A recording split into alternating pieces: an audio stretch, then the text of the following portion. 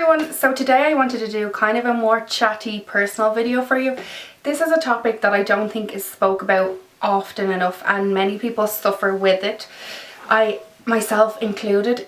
I'm going to talk about depression and anxiety. I suffer from both and I have since I was probably young. I've suffered from anxiety, and maybe 17 and 18 I had my first batch of depression, which is like one of the worst things you can go through. It's horrific.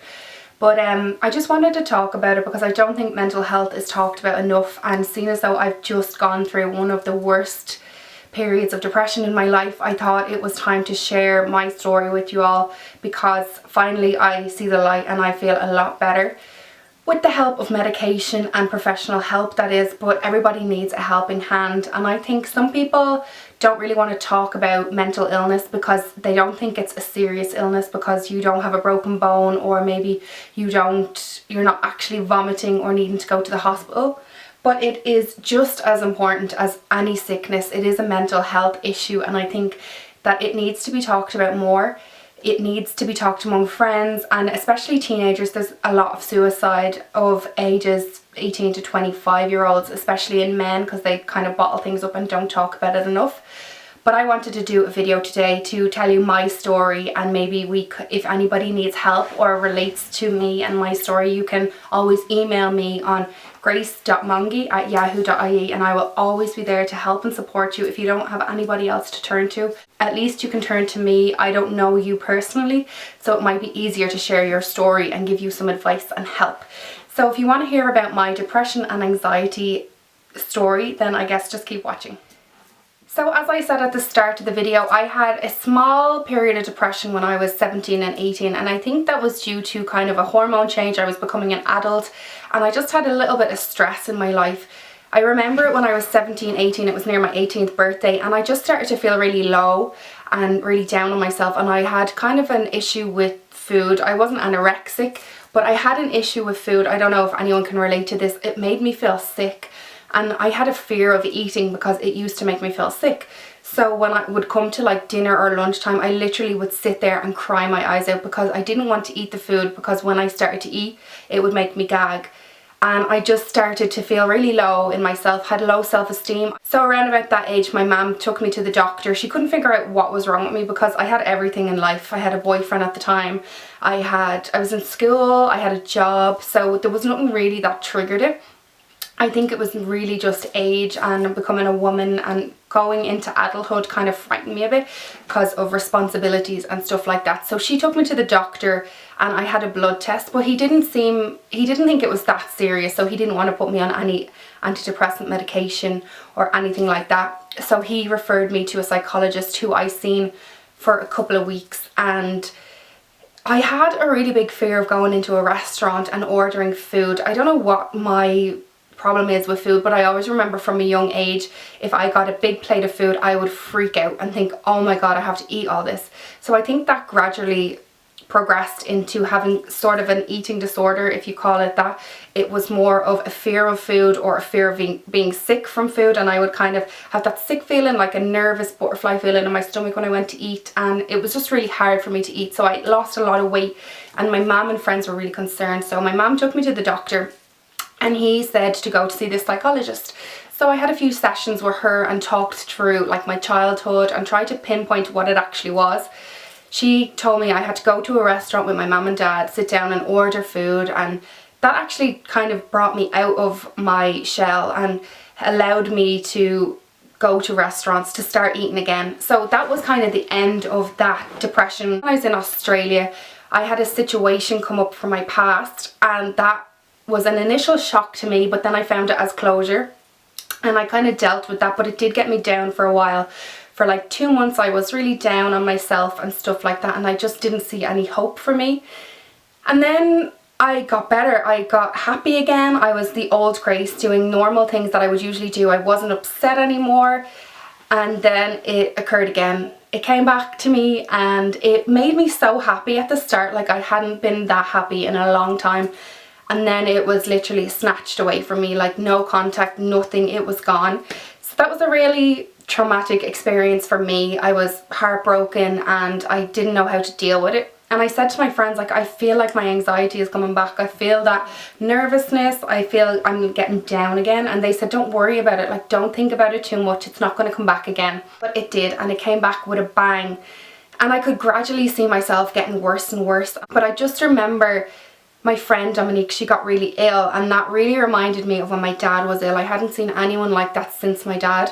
And I kind of had a bit of a meltdown at that stage, and she's perfectly fine now, but she was really sick at the time.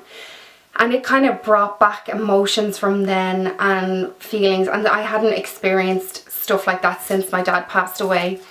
And that started after that as well. It went really downhill, and I was unsure of whether to come home to Ireland and sort out my problem or to stay on in Australia.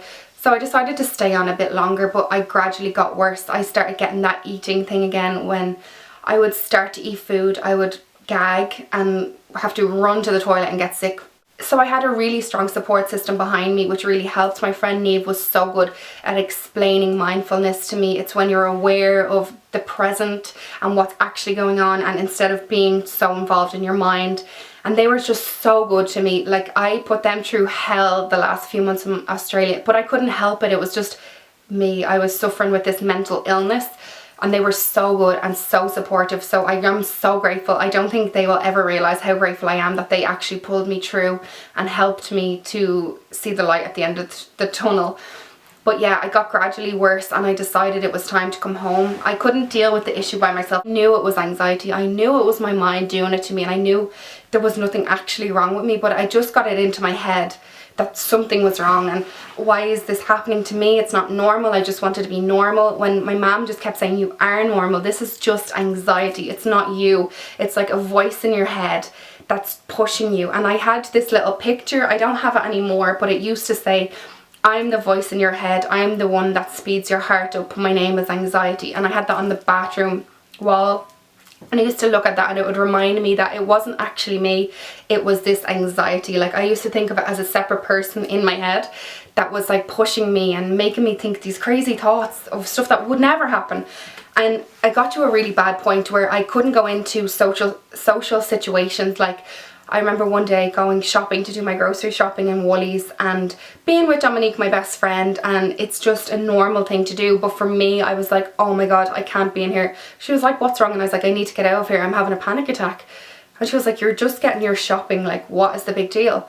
And from walking down the street, I would get so paranoid, like people would be following me, or I was like, oh my God, these people know me somehow. And just even going out with friends, I felt it so difficult. I just wasn't myself, and I was paranoid. I was paranoid. I thought people, oh, they know what's wrong with me, and I just kind of pulled back from my friends. And I had a really close group of friends in Darwin, and I've kind of pulled myself back from it, and I thought it would be better if I just held off from them so I wouldn't drag them into my situation. But in fact, they just wanted to help me and be there for me, but I kind of just took a step back from going out with friends and stuff. And my boyfriend Shay at the time was really supportive. He would listen to me talk all this nonsense and be there when I cried and everything. So that was good. I had the best support group, and I had my counsellor at the time, but I just didn't see it getting any better. And I was so down. I was crying like every day and coming up with the most irrational thoughts. Like, I would say to the girls, such and such a thing, and they would be like, that is crazy. Like, why are you thinking like this? And they would just be there to reassure me, and that was like what was wrong with me. I needed reassurance from them, and I needed their help to see that what I was going through was a sickness. I kept saying, Dominique was there really sick and I'm not sick, and they were like, you are sick. It's not because you don't physically have a broken leg or you're not in the bathroom vomiting, but you're still sick and you need help. So I decided to book a flight home, and that's actually the reason I came home from Australia, was because I was suffering so bad with depression and anxiety. I decided to stay on and do the last 5 weeks, and we said we would go and do like the East Coast trip, like what everybody comes to Australia to see, the Whitsundays, Fraser Island, all that amazing stuff, the Great Barrier Reef. And I was like, okay, I'll be okay. Once I leave Darwin, I'll push through. I won't let anything stop me, and I'll have the best time ever. At the start it was like that, but it gradually started to get worse. And it was one stage I was in a hostel in Brisbane, and I actually couldn't even bring myself to leave the bedroom. Like, I would have panic attacks every day, and I like literally could not pull myself off the bed, and I got up and I would like backed back into the room, and the girls were like, what's wrong? And I was like, I can't go out. And we went down and ordered food, and because there was so many people down at the bar, I like freaked out. And I went back up to the room and I was texting my sister and I was like, I can't do this, I'm freaking out. So she got straight onto her friend that lived over there, like a family friend, and I went to stay with them for a couple of days, and she brought me to the doctor again and he prescribed me Valium. So I took that every day. I took a Valium. This was like, I think I had like 5 or 6 days left in Australia. So I was on Valium for my last few days, and it totally relaxed me and made me enjoy the last few days.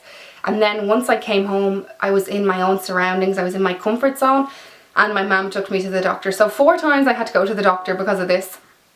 And she took me to the doctor and he prescribed some antidepressants.